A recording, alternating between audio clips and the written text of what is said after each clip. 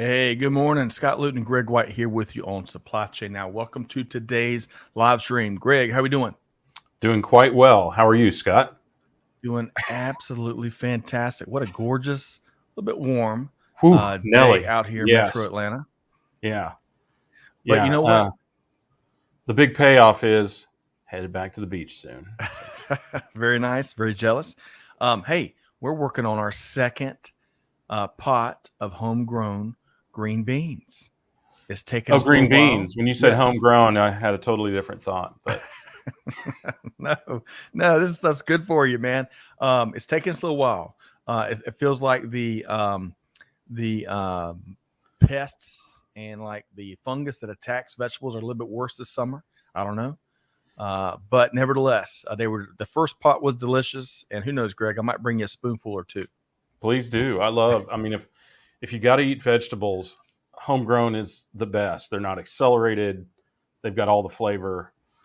If you can keep them away from the deer, homegrown tomatoes are outstanding too. Yeah, we'll have to save the tomato talk for another show. I've given up trying to grow homegrown tomatoes, but I'll save that for another day. Tough, right? It is tough. It is tough. But hey, today, Greg, we have a Yeah. really interesting discussion teed up. We'll keep the food theme going. It's all about how can we get our cake and eat it too in many ways, specifically Right. in global supply chain. It's the $1 trillion question. Now, put it another way, Greg, we're going to be talking about how we as business leaders can effectively fight inflation while still creating supply chain value in the bigger picture. So, Greg, should be a great show, right? Yeah, and it feels like a fight right now, doesn't it? I mean, what the Fed just raised, the U.S. Fed just raised interest rates another 3/4 of a point, which the market seems to like, by the way. And today we announced the statistics officially show that we are in a recession that the government says we're not in. So Well, we as consumers, whatever business leaders. whatever's expeditious for the politicians. That's right. That's right. But so yeah, it's tough times, right? And I think this is a particularly poignant topic for there. I said poignant for these times, and yeah, I think we're going to talk about how you can fight inflation and increase value. That's right. And we've got an outstanding guest. We've had a lot of fun pre-show chatting with our guests. We're not going to let that cat out of the bag just yet. Even though we've been promoting it for 2.5 weeks. That's true. So good. So true. But folks, hey, we want to hear from you, right? The folks in the cheap seats, in the skyboxes.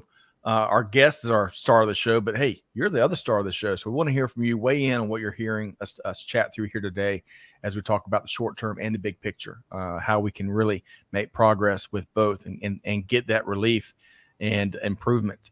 All right, we're going to say hello to a few folks. We've got quite a crowd coming in. First off, big thanks to the entire production team. Clay, the Diesel Phillips is with us here, of course, but Catherine and Amanda, Chantel, all the folks that help make production happen.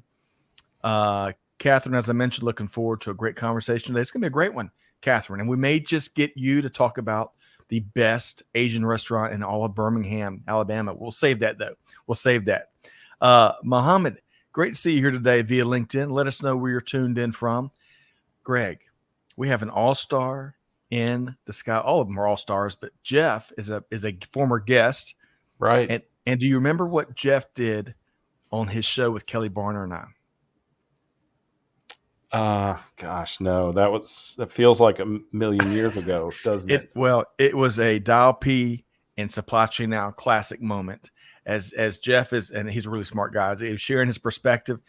In the moment, he drew a little graphic, and I can't remember what it was, Jeff, and then showed it, and it was simple brilliance. So, Jeff, it's the simple things in life. Great to have you back here today.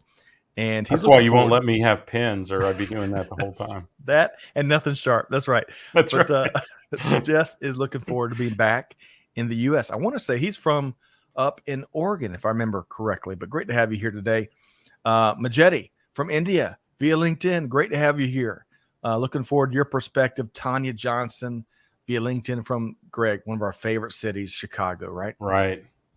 Great. Speaking of food, great food Yes. town, outstanding food town. So right. And Tanya, look forward to your perspective here today. Hey, Josh Goody, our resident Seattleite, Yes, thank you. which we learned yesterday from one of your fellow Seattleites. So, Josh, we got to connect you. We had someone stealing your thunder, giving us Seattle weather updates. You name it yesterday.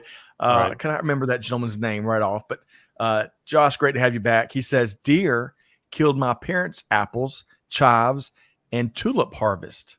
Yeah, but they're sure cute, aren't they? They are cute. They are sneaky. It's like they can hear you. I think we'll harvest tomorrow, and then they come that night. That's right. Jumping over 10-foot high fences. Right. It's remarkable. Right. All right. Progress tuned in from Abu Dhabi via LinkedIn. Great to have you here. I like that headshot, by the way. Yeah. And I look forward to your perspective as we work through the conversation today. Dr. Rhonda is back with us. Oh boy, Greg, reality check. What is she talking about? What did I say? Oh my gosh. The heat. Rhonda, you got to clue me in. I'm sorry. I'm not picking up what you're laying down. I think it might have been the heat. But regardless. Well, okay. But she probably has very little empathy for heat for us, since the temperature is probably 40 degrees hotter, 40 Fahrenheit hotter where she is. That's right. Right. We're complaining about 85. She's probably got 120, 125 there.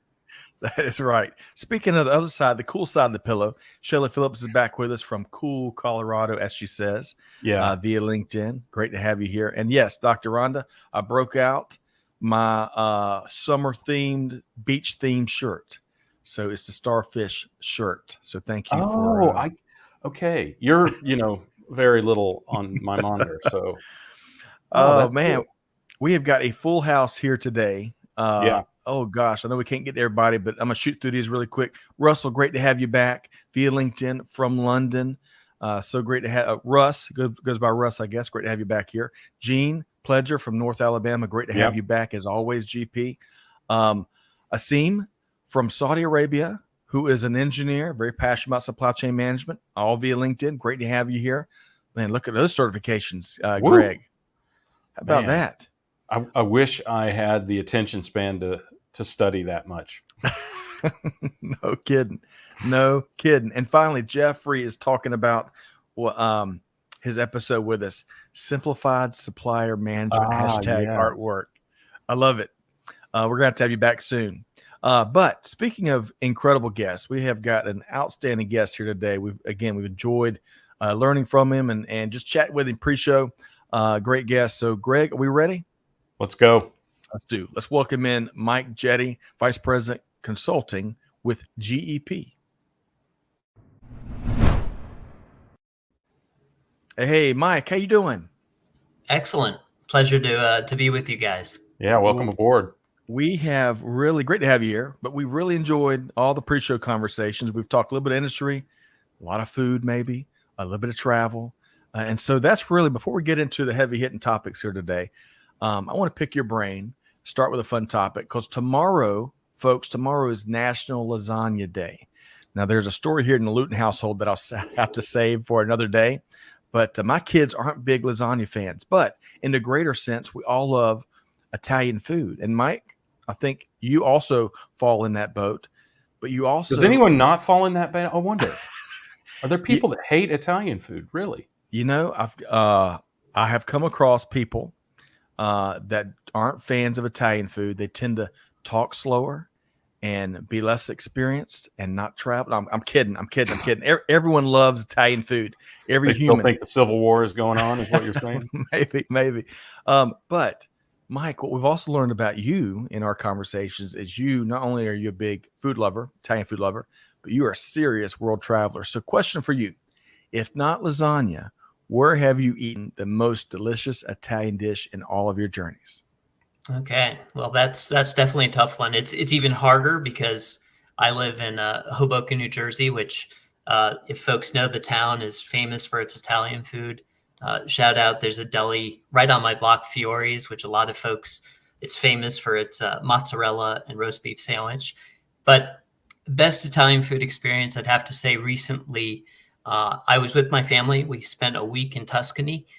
We rented a villa, And on 3 nights, we had some great folks come in. They made homemade pasta in the villa. They served it to us while we're sitting out on the veranda watching the sunset over the olive groves, a medieval kind of hill town off in the distance. I mean, really couldn't beat the ambiance. The food was amazing. We were 3 generations with some of my nieces and nephews. Really an experience to remember. That's awesome. That really is. That's quite a picture he paints there, Greg, isn't it? Yeah. Yeah. I mean, and it's a picture that's often painted, by the way, of Tuscany and sunsets and all of that. Yeah. I mean, it's great to get to see that in person, especially with all the folks around you. That's cool. And I think as you were sharing some aspects of the story, it sounds like your mom having all the family there together and enjoying the background. She was like over the moon. Is that right, Mike? Oh yeah. I mean, it's a dream that she's had for a while to get the family over in a house for a full week. And we were able, it took a couple of years. We actually had planned to go in 2020. That didn't materialize. So we were finally able to get it back on the calendar and everyone was able to join. That is awesome. Awesome. All right, Greg, I'm coming to you next, but really quick. Great to have you here. Sam via LinkedIn. Looking forward to your perspective here today. Josh is giving us the weather update from Seattle. Thank you very much. Averaging 90 degrees by lunchtime this week. That's pretty hot. Stacy from Zambia via LinkedIn. Great to have you here. And finally, Dr. Rhonda says, sounds incredible, Mike. I completely agree with you, Rhonda. All right, Greg. Speaking of great Italian food here in Atlanta, where would you suggest folks check out? Well, so the best Italian food, or my favorite dish, I should say, is actually in Milan, Italy, at a place called Don Gio. But they have a dish that I have not had there. But this is the funny story: is they say this is the precursor to the American dish, eggplant parmesan. So it's called Parmigiana alla melanzane, and it is very not similar, or not as similar as you would think, but quite delicious there. So, but my favorite in Atlanta is mezzaluna. So when anyone I know comes from Italy, they always want to and only want to eat there. All right. Well, I was going to say on that Milan dish, you have me at pa, Greg. You have me at pa. But Mike, when you come down to Atlanta, we're going to have to get your thoughts and your ranking of the place in Smyrna that Greg's talking about. We'll have to break bread all together. Never cut the bread, break the bread. Right. That's right.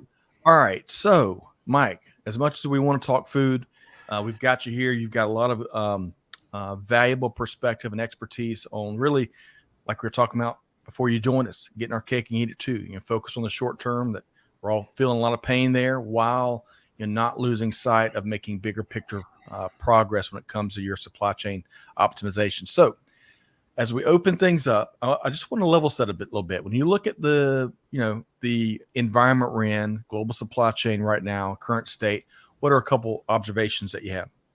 Sure. I mean, I think it's been a confusing couple of years for supply chain professionals. If you think of 2020, COVID, shortages, scramble, right? 2021, everyone was about resilience, right? And how do I respond to my board about how I'm going to do it differently in the future?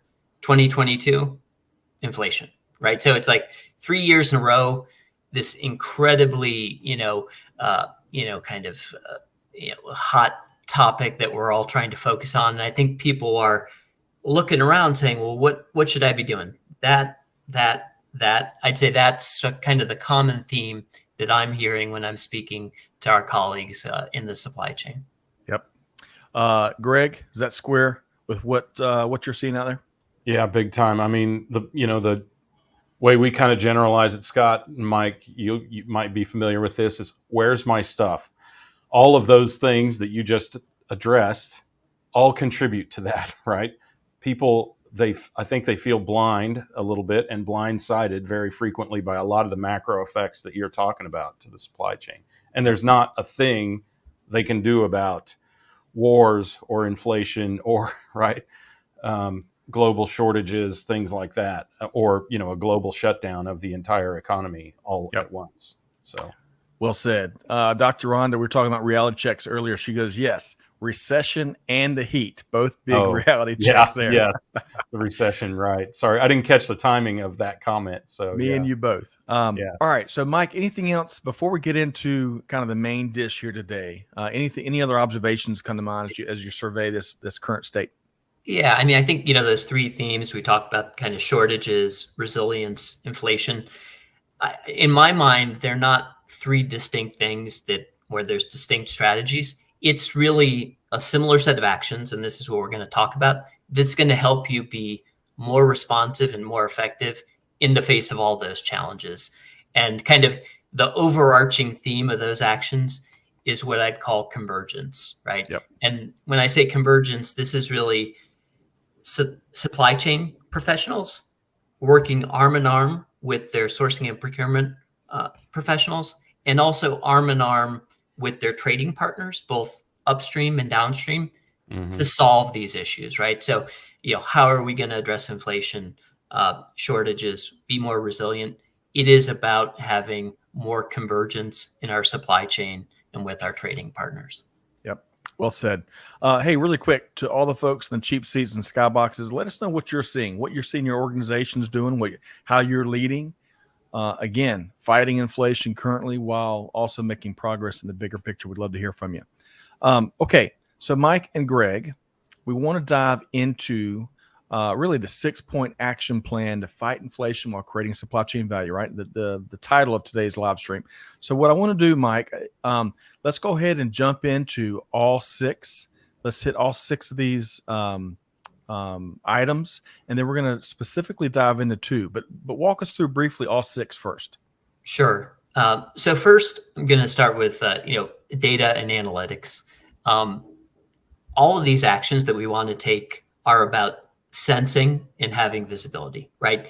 With enough time horizon to maybe exercise some options. So you need to have good quality data. You need to have the analytics that allow you to take those actions. So that's the first one.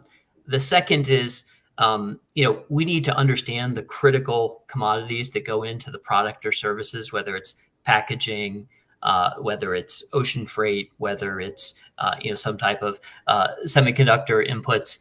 We need to understand those categories and have intelligence, because that's going to allow us, again, to see the trends and be able to act. The third point is, again, kind of a riff on that visibility theme, but more about inventory. So understanding our inventory positions across the entire value chain, right? Both kind of inbound in my 4 walls and also outbound, so that we can unlock greater flexibility. So we need that visibility into inventory.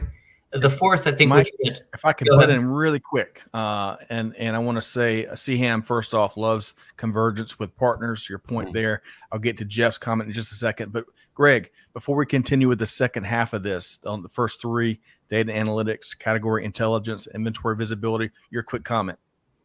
Yeah, I think there's a lot. There's a lot that we can do now, as Mike, to what you're speaking to, that we couldn't do in the past. And data and analytics are the entry point for that. We didn't have the amount of data that we have available now. There's so much robust data available now that's really gives us so much better insight into what's happening and where we stand. And of course, understanding the complexities of your supply chain. I like that. Out and inside and outside of your 4 walls, even outside of your enterprise, right, along with your trading partners. That's right. And of course, one of the visibilities that's critical is to know what the heck you have and what your network has. More and more companies are trying to figure out what their suppliers have or what their customers have, and build a more congruous supply chain through that. Yep. Well said. So, Mike, feel free to respond to that, or we can keep driving with supply chain flexibility. Yeah, no, I think Greg's points are spot on. It's all about, we know that we need to potentially make different decisions. And those first 3 items are all about having enough intelligence and sense of what's going on out there in the world, so that we can explore alternate strategies. Yep. Well said. All right, so we've tackled the first 3 parts of the 6-point action plan. Let's pick up with number 4, Mike. Sure. So supply chain flexibility, this is really reconfigurations of potentially where you're manufacturing, how you're distributing, whether you have single source or multi-source engagements. A big topic that I think is worth diving deep into. Greg alluded to technology and tooling. So actually having the tools to facilitate planning where supply chain and sourcing and procurement are working together, but also you have inbuilt technology-driven collaboration with your trading partners. Number 5 is really a key theme, I think, for all the technology providers in the space. And the last one, kind of, again, building on that technology capability, is we need to take a step back and really think about, are we collaborating, and what does collaborating mean? And what value can we get out of that we're not unlocking today? Well said. Not collaboration to cliche, but collaboration with real meaningful action and outcomes behind it. Very well said. Okay, so folks, in just a minute, we're going to take a couple of your comments, but we're going to really dive in deeper with Mike and with Greg on points 4 and 6, right? Supply chain flexibility and that supplier collaboration that Mike was just talking about. In the meantime, we got some great comments here. Going with Jeffrey says, historically, in an inflationary market, there tends to be a pause on widespread tendering events in lieu of more targeted negotiations where it makes sense. He continues, your organizational growth outlook also plays a key input. Inflationary market, widespread, but with a strong overall activity outlook, it does give some very strong ammo to have more strategic, disruptive conversations. And I think that was part of one of your last points you were just making there. Right, Mike? Yeah, I mean, I think, one phrase we hear a lot is never let a good crisis go to waste. Right. I think, we as supply chain professionals have a lot of times seen things that will allow our organizations to be more effective, but it's been hard to get bandwidth, right? Yep. So now, I think now there is an opportunity to seize on some of those more disruptive ideas and say, you know what, we've always done it this way, and it's been tough the last 2 or 3 years. Yep. Let's start exploring some different strategies. That could be where we manufacture. That could be whom we're buying from. That could be how we contract and how we measure success. So I think that is a great point. Excellent. Greg, before I share Rhonda and Stacy's comments and a few others, your quick take on what Mike and Jeffrey have been talking about. Yeah, I think one of the things that's fascinating about this current environment is one of the first tech companies I worked for was built in the early 80s when we had rampant inflation, and to which this now finally can compare. But one of the strategies that they undertook was forward buying, hedging with inventory. But think about that. That was in an environment where you had plentiful stock. So you would buy the next 3, 6, 12 months worth of inventory to Jeff's point, knowing that your enterprise could burn through it, right? You can't do that with fashion goods or short life cycle things, but you could do that with the items, kind of the staple items that you knew you could burn through and offset the cost of that, hoping that the cost or inflation slowed or went or ended by the time you needed to restock again. But this time around, we have the double-edged sword of inflation and lack of availability, or at least lack of timely availability. So even a strategy like that has pretty much been undermined in this environment. That's honestly what that segment of Jeff and Mike's conversation really made me think about. It's tough. It's unique, unprecedented, Scott. Something unprecedented. I've tried not to say since 2020. All right. We'll just have to find a different way. Yeah. Really quick. Mike, I'm coming back to you in just a second. I want to share 2 quick comments. Rhonda says she's seeing a freeze in many hiring positions, but a doubling down on the sales team hiring to help with revenue streams and a hang in there team mentality as we work through the challenges. I love that, Rhonda. And then finally here, and I've got some more we'll get to here a little later on. Stacy says the challenges have really pushed us to be critical thinkers and literally wear superhero capes and more data analytics and just thinking what the heck will hit us next, Stacy? I I felt want to see that a in my supply chain. I bones. want to see photographs of a supply chain organization with capes on. I do too. Richly deserved, unquestionably. That's right. Yeah. All right. So getting back to the two aspects of the 6-point action plan we want to really focus in on today. Let's start with encourage supply chain flexibility. Now, as with any great discussion, Mike, I'd love for you to define that first and then get into the how to attain it. So tell us more. Sure. I mean, so I think flexibility is, I like to say degrees of freedom, right? I have different ways of getting things done to, to fulfill demand in my supply chain.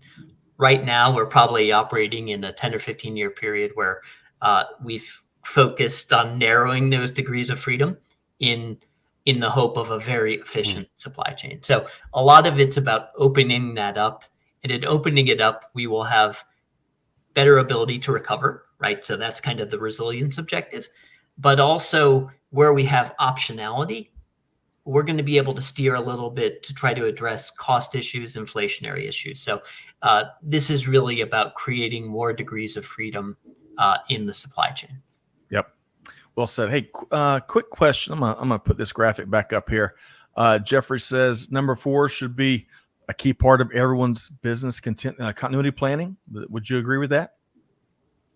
Yeah, certainly. I mean, I think this is, I think more and more we're seeing people not just as, hey, I need to have this in case something goes wrong, but I need to have a kind of a multi-channel supply chain, maybe some that services my markets a little bit more locally, and maybe some where I have maybe my primary supply chain that satisfies 60 or 70% of my demand, but a single supply chain that is multi-step and kind of distant. I think a lot of folks are saying that's not going to solve for the objectives that I need. Yeah, well said. Well said. Okay, Greg, get you to comment on supply chain flexibility and some of Mike's thoughts there. Yeah, I think the multi-sourcing opportunity. So there have been industries that have had to have done this even before the pandemic, right? That strangely, I worked with a windshield and an automotive glass supplier, and they couldn't always get the right quality of glass from a particular vendor, and they would actually undertake to order at all times 80%, let's say, from their primary vendor and 20% from another vendor. And that's a strategy that I think particularly now, Mike, is really valuable. You keep someone running the lines and seeing you as a client, even if they're getting less demand, and they know that there's upside if their competitor stumbles, right? And that gives you a tremendous amount of either flexibility or optionality. Honestly, Mike, I can't distinguish, but both probably, right? Yeah. But that's one thing. And the other is to recognize what your critical path elements are. It could be a washer on a conveyor line that stops the entirety of your production or distribution. And you have to know what those elements are, and you have to provision for the worst in those cases, because it doesn't matter if it's one washer that goes bad, as long as it stops the line, nothing moves. So I think that awareness of what your supply chain is about and where those critical path elements lie is a critical part of what Mike's talking about. Yep. Mike, I'll give you the final word on supply chain flexibility, and I'm going to share a couple more comments here. Yeah, I think those are great points, Greg. And that was kind of the last I wanted to talk about, kind of debottlenecking your supply chain. But specifically, we're seeing a lot of companies look at their bill of materials and trying to identify that washer. If we think about the automobile industry, and obviously chips, really, you looked at any earnings report from an automobile manufacturer, it was all about the impact of chips and what that meant in terms of revenue. A lot of folks are looking at that, and they have relied on chip technology that is 7 or 8 generations old. And then there's very limited people who want to manufacture that because it's just not very profitable. I think whether it's chips or like components of your bill of materials, people are saying, you know what, I might need to change my bill of materials, even if it's not cost advantaged, because I'm going to get myself in that same bottleneck 2 years from now, and I can't be there. So we're seeing a lot of folks, I think, putting renewed energy into it's a bit value engineering from a cost standpoint, but it's very much about trying to come up with a more resilient mix of goods and services to produce product. Well said. All right. So again, that is the first of 2 deep dives. So we just wrapped up supply chain flexibility, what it means, how to start achieving that, and we're going to focus on supplier collaboration in just a moment. Before we do, let's talk about Joey's comment here. Joey says, "And Joey, great to have you back. I think he was with us yesterday as well. He's made a couple of guest appearances, Greg. Yeah. And who knows? He may have his own dressing room soon here at Supply Chain Now." He says, "Great dialogue. Collaboration with results is key. Maximizing potential through proactive visibility is key. The consumer mindset is now altered, which impacts all areas of how we operate. Collecting data to scorecard your trading partners sets up both parties for success." Excellent point, Joey. And Mike, you're nodding your head. That seems to square with you as well, too, right? Yeah, I mean, it couldn't be a more perfect lead-in for the kind of the next topic about supplier collaboration. Well, let's go. I want to share really quick. CM's look. I love data, honestly, as long as it isn't collected just to have it. I think all of us can feel that pain at some point in our journey. Okay, so let's use Joey's perfect segue there, and let's move into kind of taking a deeper dive, assessing the current state of supplier collaboration and really optimizing that for the future. To give us some of your thoughts around number 6 there, Mike. Sure. So I think for a lot of people, collaboration is sort of a bad word, right? And collaboration 1.0 has been a negative experience.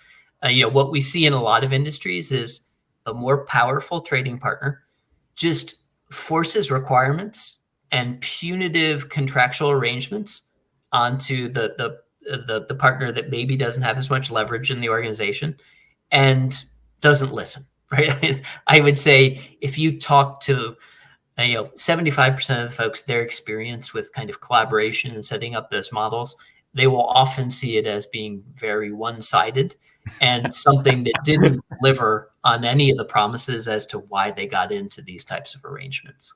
Yep. I'm going to say what Mike can't, Walmart. Yeah. But I mean, that's a really good point. Collaboration has really been a euphemisation of dominance of a strong trading partner on their lesser trading partners, and I think the truth is that the power of the consumer power that was it Russell mentioned, Jeffrey, I think, or yeah, Joey. okay. Joey, sorry, Joey, yeah, the consumer power has disabled any member of the supply chain, supply network, whatever you want to call it, from blaming, blatantly blaming someone else for the fault, because there's always a way that one trading partner can contribute to the success of another, be they the client, customer, or the vendor, supplier. Yep. There's always a way to improve that. And that kind of collaboration, Mike, is, I think, what you're talking about. And it's becoming more and more prevalent. Yeah, I mean, I think the good, there's a silver lining to, the challenges we've had over the last 30 months is that I think there's more willingness to listen to those trading partners, because everyone realized where I worked well with my trading partners, things went well. Where I didn't have as strong a relationship, even if I thought I could make them do stuff, it didn't happen. The product did not materialize. So I think there's momentum. And I think what people are realizing is that a lot of those requirements and, what we thought were smart contractual arrangements with penalties, well, it just caused more friction and extra cost, right? So it didn't help us from a resilience standpoint, and it may have increased our cost basis. So I think there's a market change in attitudes, and it's something that I'm super excited to see. Real collaboration, again, outcome driven, where all parties, there's something in it for everybody, and worth the extra work or the extra, framing up the relationship or what have you. And preemptive rather than responsive. I think that's one of the things we're starting to see more and more, is the goal of collaboration is not to collaborate on solving the problems. It's to collaborate on preventing the problems in the first place. And I think that accrues to the value of both enterprises regardless of whether things go right or wrong. Yep. Well said. All right. So, Mike, you want to speak to any final thoughts on, again, kind of collaboration? I think you called collaboration 1.0 kind of burned a lot of folks, but we're talking collaboration 2.0. Or I don't know. Maybe we're already at 3.0. Yeah. But how can folks also achieve it? Or maybe what's the right approach to building those really successful collaborative partnerships? Yeah. I mean, I think you could boil it down to sort of a tagline of partners prosper. Dictators, I don't know if die is too strong of a word, but it at least has the same beginning consonant, but definitely partners prosper. And that's what collaboration 2 or 3.0 is about, is partnership and joint prospering versus dictating requirements to your trading partner. Yeah, well said. Okay. In a moment, we're going to move to getting some of Mike's final thoughts and then some resources. But before we do, we got a bunch of great comments here today. Let's see here. Josh Goody, solo supply chain is a unicorn of the past 2 years.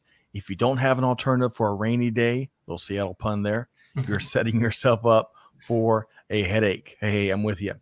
I was stunned by how many companies, and I bet you too, Mike, how many companies did not have alternative provisions built into their supply chain. I just, having dealt with so many supply chains over the years, I just assumed that it was part of everyone's design, right? But it's not, and not by a long shot.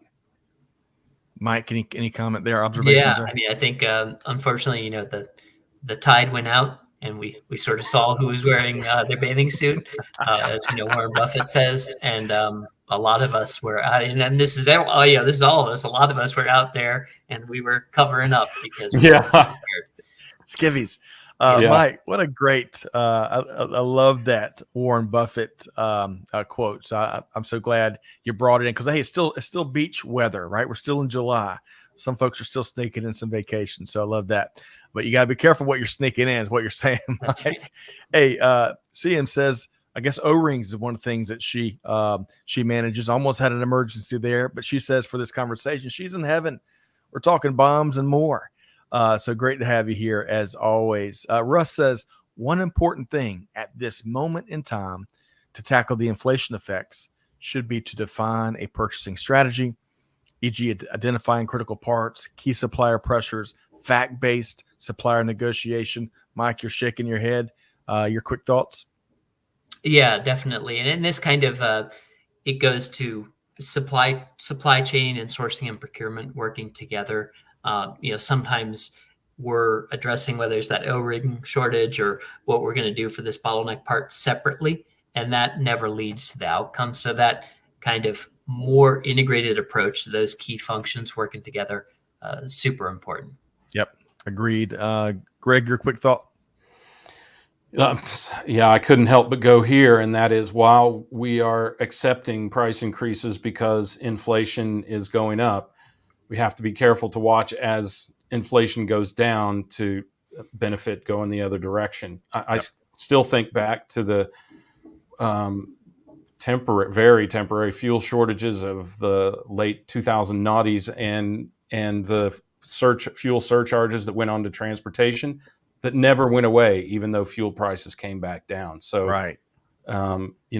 While we must trust, we must verify with our trading partners that we're getting equal treatment as things start to slow, which will eventually happen in the future.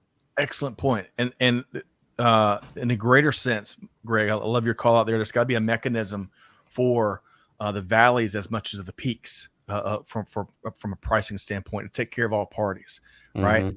And if you can put that in place preemptively, as you and Mike both are speaking about, you're not in there in the moment, fighting about price increases and that's burning trust in the relationship, all that stuff. If you can be really smart about preemptively putting in those good for all parties mechanisms where it's truly focused on the markets, I think, Mike, a lot of folks can win. And that it sounds like to me is one of the key elements in collaboration 2.0, 3.0, right? Definitely. You got it. All right. A couple quick comments, and then we're going to get Mike's final take here. Rhonda says, as a consumer watching my pocketbook, more so now, I'm more interested in investing in our hospitality industry and traveling after years of isolation. Maybe you and Mike can compare notes here. Less home projects focused and more focused on face-to-face social networking, traveling, and exploring new places and experiences. Hey, I think we're all are with you there. And then Alex points to Mike, you and Greg talking about that power imbalance when it comes to supplier relationships and how that definitely resonates with some of his recent experiences. Alex, feel free to expound on that. We'd love to learn more. Okay, so Mike, when it comes down to it, again, we've walked through the 6-point action plan for fighting inflation while creating supply chain value. We've taken a deep dive on items 4 and 6. So give us your, kind of your final observation you want to leave with folks when it comes to the here and now and the bigger picture. Sure.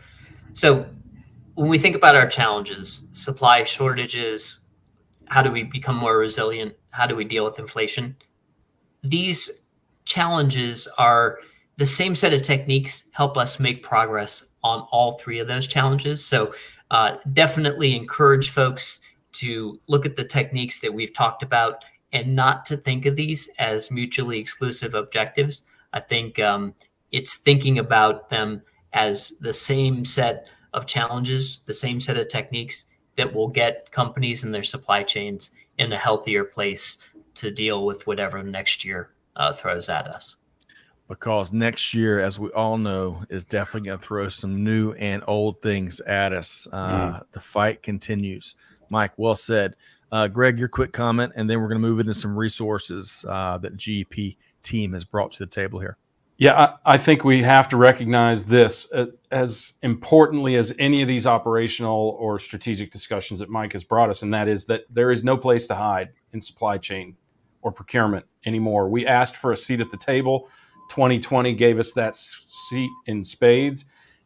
It also exposed the supply chain and procurement to the awareness of customers and consumers of all ilks, and they can't unsee it, and they can't become unaware of it. And now, I mean, other than the collection of disruptions that were caused specifically by the pandemic, a lot of this are disruptions that supply chains have been through before, but now everyone is aware of it. So we have to acknowledge and accept that we got exactly what we asked for, which was awareness, a seat at the table, and and the respect. I think we do finally have the respect, if not yet the budget, for a lot of the things that supply chain needs to do and procurement needs to do to improve. That's right. Mike, I bet when you went to Tuscany, enjoying all those meals and making small talk with your family members, I bet once you said supply chain, they understand some of the things you do these days, right? That's for sure. I have more heads nodding than I did 3 years ago. Yeah, they don't turn around and start talking to somebody else immediately when you say supply chain, right? Right. Sheldon, great to have you back with us. The Shakespeare of supply chain sometimes. The role of supplier qualities is coming more into focus. Companies must now assign a budget to the supply chain to accomplish their strategic objectives. Well said there, Sheldon. And I love Stacy's comment. Next year, we still need to be superheroes, Greg. We still need to have those capes. Yeah. I love that, Stacy. So well said. I'm so glad you're here with us here today. Okay. So, Mike, you did not come without gifts for everyone, resources. Really, folks, just like your perspective here is going to help many people. It's probably going to trigger a few eureka moments and hopefully drive new action, right? Doing business differently. So our team, and again, big thanks to Catherine and Amanda, Chantel, helping to make production happen. Let's see. First up, we've got a white paper on the 3 essential supply chain tools to combat inflation. So we're going to drop that there so white paper folks can download. Secondly, we've got a blog on 7 important things that supply chain leaders should focus on. Probably attacking the blind spot that we all have from time to time. So we're going to drop that in the links. And then finally, Mike, I want you to, we also have a webinar that you were on here recently entitled Supply Chain Collaboration as a Counterbalance to Inflation. Why should folks check that out, Mike? Sure. So I think all 3 of us are passionate about collaboration. It's one of the the most untapped assets in our supply chain. So the focus there, I think, is really important. And this particular webinar is, speaking specifically to the most urgent challenge that we're all facing, and that's inflation. So I think as you're trying to get your organization to do things differently, to adopt some new approaches, collaboration should be one of those approaches. And maybe one of the best ways to sell that into your leadership is about how this is going to help you to address inflationary trends. Well said. Great resources. Yeah. And we've dropped those links in there.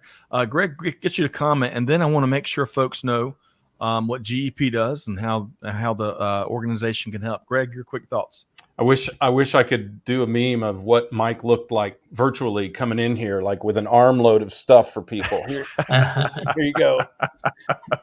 It's like he's coming to a housewarming party. I mean, That's right. That's an incredible amount of valuable information. I think particularly valuable is how to deal with inflation without upsetting all of the other value-added aspects of your supply chain. Right. I mean, you can't just focus on supply chain. And I think you also have to acknowledge, you've said this to an extent, is that dealing with inflation is not a zero-sum game, in terms of other improvements or affirmations of your supply chain. So I think it's important for folks to think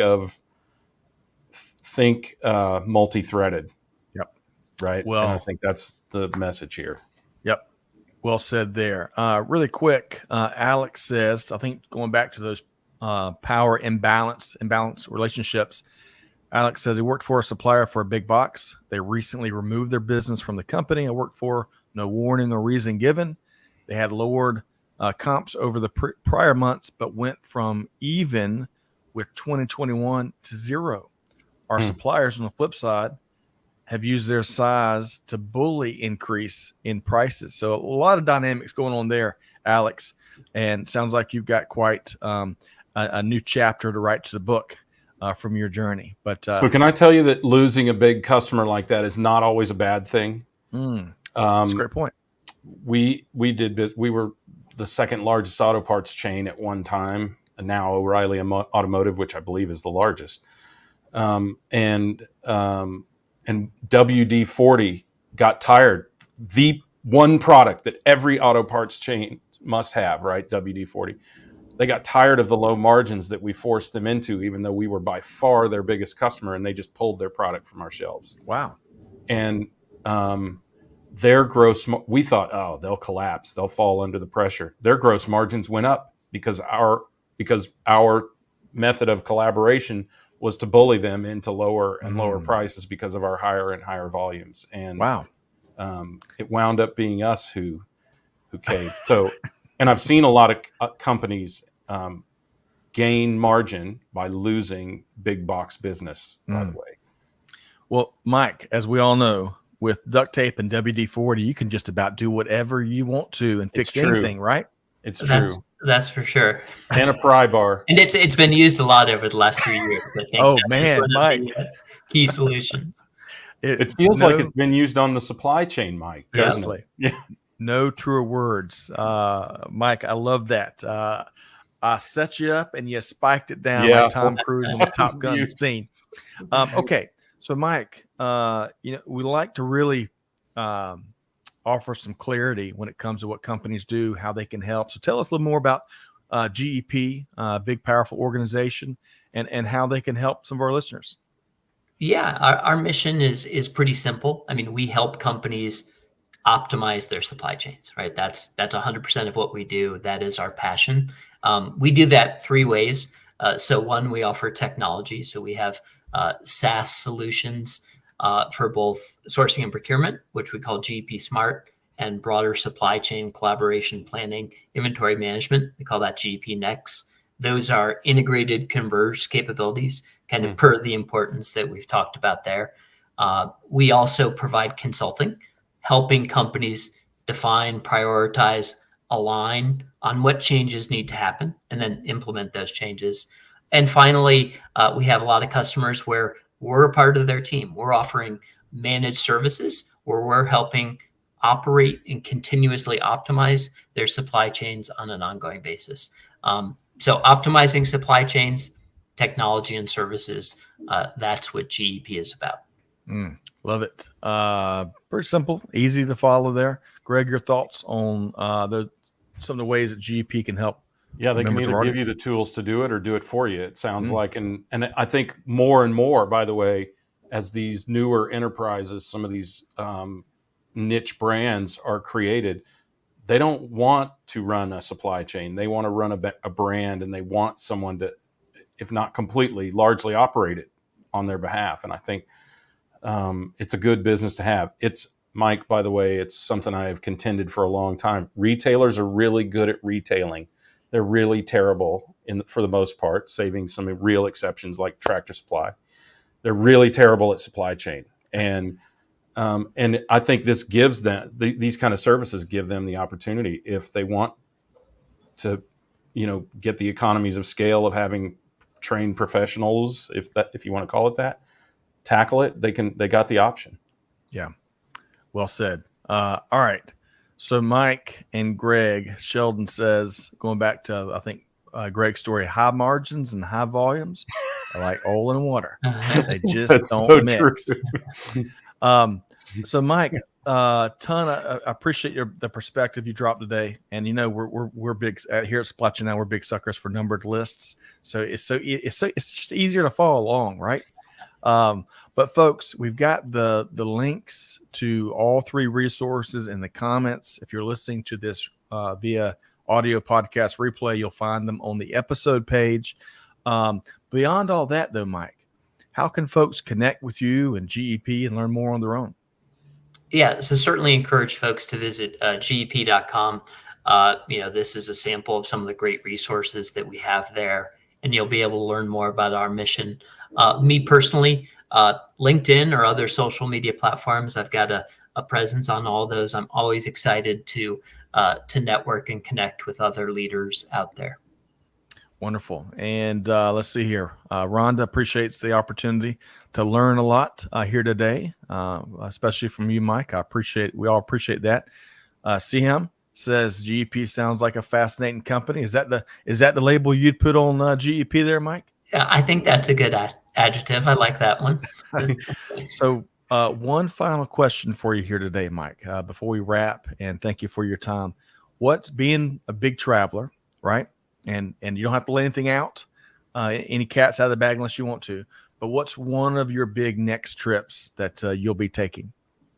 I always usually have 3 or 4 trips in advance planned. So I'm always have things on the calendar. I have a trip with one of my sons to go skiing in the Dolomites in Italy, northern Italy. Wow. In February.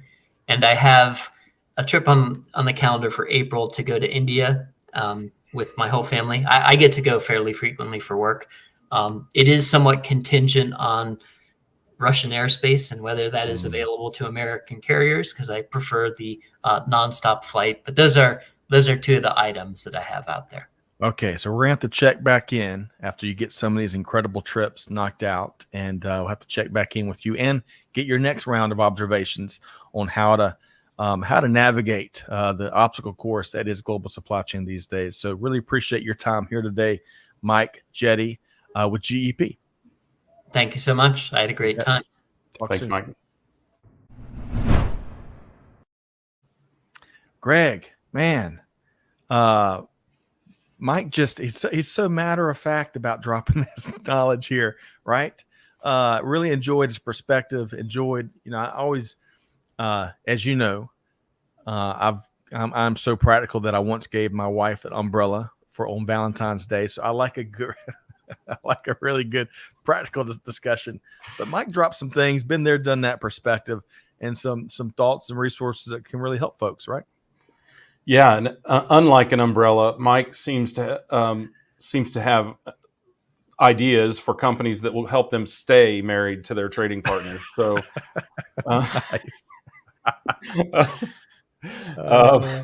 no, fortunately, you have a very forgiving wife, but our trading partners aren't always so forgiving. But nice. I think Sorry, You're Scott. getting That's this is like the gift that about keeps on you. giving here Yeah. at the end, huh? Enough about you. But I think there were a couple of really good insights there, and the one you just mentioned is that it is so matter of fact. I imagine Mike has done this once or twice, or 100, or 200, or Right. 500 times, and I think what companies need to realize is that they need to have somebody inside or outside their organization to which supply chain is so matter of fact that even global catastrophes and global recession, except for the United States, apparently the whole world is in recession except the U.S. And inflation and some of those things hitting you all at once are still just another day at the office for people like Mike and his team. And I think that's something that you have to recognize, because so many companies don't know where to turn, right? They don't know where's my stuff. They don't know how to find where's my stuff. They don't know what to do when they do find my stuff, right? That's right. And because it is so matter of fact, he and the folks at GEP, that it's a great resource to have people like that, like I said, either in or outside your organization, to help you deal with what's coming. Because as I said before, consumers, executive management, trading partners, even politicians can't unsee the supply chain now, and you are under the microscope like we've never been before. That's so right. In the last 2 years, supply chain has been mentioned as often as sales. Wow. in quarterly and annual statements of public companies. And sales is the thing that people have focused on at companies in the past, and now they realize that it's a symbiotic relationship between sales and supply chain. So that will continue, and the pressure has been ratcheted up. So if you feel lost, find a partner. Yeah. And if you don't get help find with a partner GEP, to whom it is just another day at the office, all of this disruption. Right. If you don't get help with Mike and GEP, get help somewhere. That's right. Like as Charter the famous Hospital 80s commercials went. Folks, to make it easy, whether or not you reach out to Mike, to make it easy to consume some of the resources, we've dropped all those links in here in the chat, and they'll be on the episode page, like this one here on the webinar. And Stacy, I really appreciate your comment here.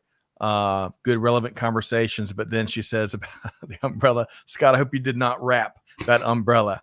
Now, look, as we wrap here, just to clarify things, I saw my wife as I dropped her off at her job one day running through a rainstorm because she didn't have an umbrella.